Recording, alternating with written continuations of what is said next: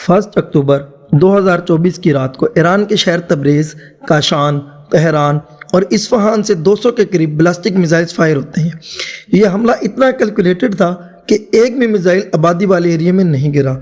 इन missiles का target है Israel में मौजूद नवाटम एयरबेस, तन्नौफ एयरबेस, तल अवीव में मौजूद मोसाद हेडक्वार्टर और डेमोना में मौजूद इसराइली न्यूक्लियर रिसर्च सेंटर। सिर्फ 5 से 7 मिनट्स में ये मिसाइल तकरीबन 1000 मील का डिस्टेंस कवर करते हुए इसराइल में इंटर होते हैं। बहुत से मिसाइल्स इसराइली डिफेंस सिस्टम की इंटरसेप्शन से गिर जाते हैं, मगर तकरीबन 32 के करीब मिसाइल्स नवाटम एयर बेस पर गिरते हैं।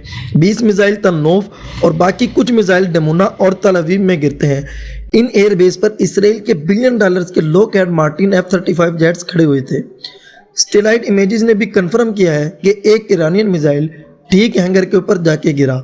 इसराइल को दूसरा शॉक तो तब लगा जब आयरन डूम भी काफ़ी सारे मिसाइल्स को हवा में ही फाड़ने में नाकाम रहा। यह अभी तक का ईरान का इसराइल पर सबसे बड़ा डायरेक्ट अटैक था। ईरान ने न सिर्फ मिलिट्री बेसिस और एयरफील्ड्स को टारगेट करा, बल्कि एक तरह से इसराइल को अपना मैसेज भी पहुंचा दिया। मिडल ईस्ट में बढ़ती हुई टेंशन्स और ईरान का इसराइल पर हमला करने के बाद कई लोग इस मसले को एक फुल फ्लैज वार की तरफ बढ़ता हुआ देख रहे हैं, जबकि एक बहुत बड़े तबके का यह भी मानना है कि अगर ये जंग शुरू हुई तो फिर मामला वर्ल्ड वार 3 तक जाते देर नहीं करेगा। पर क्या वाकई ऐसा होने वाला है? असनैन अहमद यूट्यूब चैनल पर आपको वेलकम। वीडियो पसंद आने की सूरत में चैनल को सब्सक्राइब करना मत भूलिएगा। नाजरीन, आज मिडल ईस्ट एक बार फिर से गहरी और नुकसानदेह जंग के दाने पर खड़ा है, जहां 2 पावर्स आमने सामने आ चुकी हैं। ये पूरे रीजन के लिए अब तक के खतरनाक तरीन लम्हा माना जा रहा है। दोनों पावर जो पहले 45 सालों से इनडायरेक्टली लड़ती आई हैं, अब फेस टू फेस आ चुकी हैं।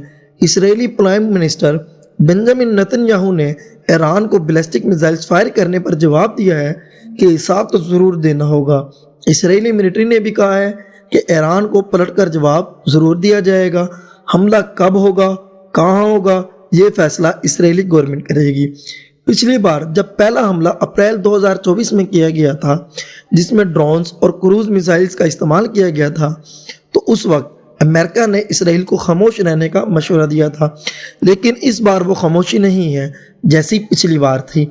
इस बार इसराइल का आयरन डूम काफ़ी हद तक फेल होता दिखाई दिया, लेकिन आखिर करोड़ों डॉलर्स खर्च करने के बावजूद भी ऐसा कैसे हो गया?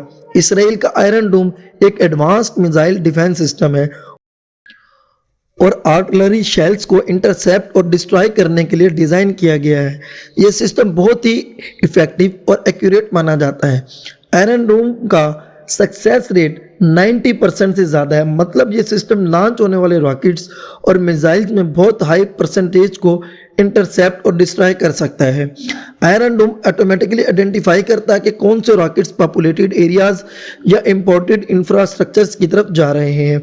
सिर्फ उन्हीं रॉकेट्स को टारगेट किया जाता है ताकि रिसोर्सेज सेव किए जा सकें। लेकिन फिलहाल इस आयरन डूम की कमजोरी ये है कि ये एक साथ 80 मिसाइल्स को ही रोक सकता है, और तभी ईरान ने कैलकुलेट करने के बाद आयरन डूम की कैपेबिलिटी से 2 टाइम ज़्यादा मिसाइल लॉन्च किए। इसराइल की हिस्ट्री में देखा जाए तो कोई भी एक ऐसा इवेंट नहीं मिलता जिस पर उन्होंने अपने ऊपर होने वाले हमले का जवाब ना दिया हो। इसलिए ऐसा लगता है कि इस बार भी हमले का जवाब ज़रूर दिया जाएगा।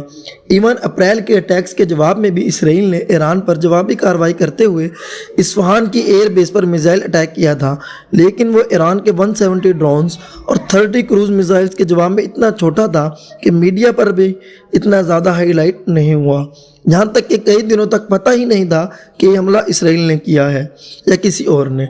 करंट सिनेरियो में इसराइली प्लानर्स ये बहस कर रहे होंगे कि ईरान पर कब और कहाँ नहीं, बल्कि कितनी सख्त तरीके से हमला किया जाए। देखा जाए तो इसराइल के पास 3 टारगेट्स मौजूद हैं।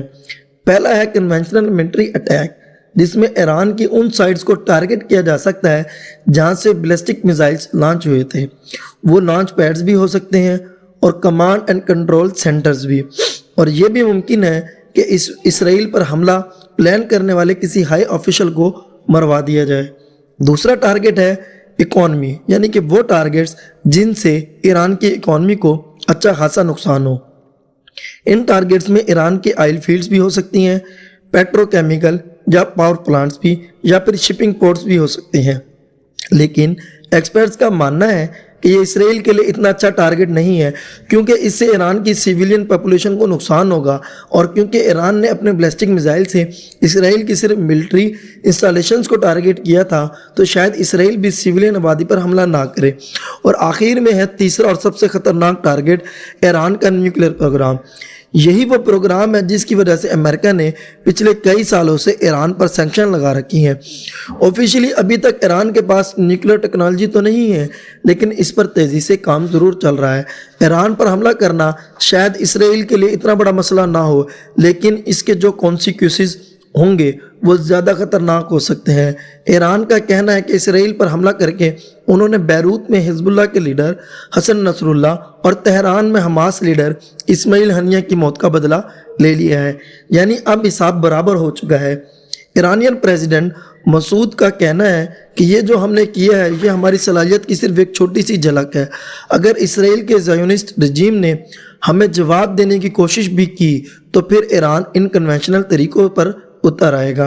देखा जाए तो ईरान की मिलिट्री और एयर फोर्स दोनों इसराइल से काफ़ी कमज़ोर है, और इनका एयर डिफेंस सिस्टम भी इस काबिल नहीं है कि इसराइल के मिसाइल्स को रोक सके। और ये सब इस वजह से है क्योंकि ईरान पर कई सालों से इंटरनेशनल सैंक्शंस लगी हुई हैं। अगर इसराइल ने हमला किया तो ईरान के पास सिर्फ 3 ऑप्शंस बचते हैं। एक तो है प्रॉक्सीज, यानी लबनान में हिजबुल्लाह और यमन में हूतीस, जो और पहले से ही इसराइल पर लगातार हमले कर रहे हैं। दूसरा ऑप्शन है ईरान के बैलिस्टिक मिसाइल्स, जो हो सकता है इस बार ईरान इसराइल की लोकल पॉपुलेशन को टारगेट करने के लिए लॉन्च करे। और तीसरा ऑप्शन ऐसा है जो अगर ईरान ने इस्तेमाल किया तो ना सिर्फ इसराइल बल्कि दुनिया की बहुत सारी कंट्रीज इफेक्ट हो सकती हैं, और यही ऑप्शन इसराइल और अमेरिका के लिए ख़तरा बना हुआ है। जी हाँ, ईरान पहले ही कह चुका है अगर इसराइल ने हम पर हमला किया तो फिर हम उन कंट्रीज़ को भी नुकसान पहुंचाएंगे जो इसराइल को सपोर्ट करती हैं। और वो तीसरा ऑप्शन ये है कि ईरान की IRGC नेवी, जो पर्शियन गल्फ में अपना होल्ड जमाए बैठी है, बेशक उनके पास छोटी ही सही लेकिन मिसाइल अटैक करने वाली शिप्स का बहुत बड़ा ग्रुप है।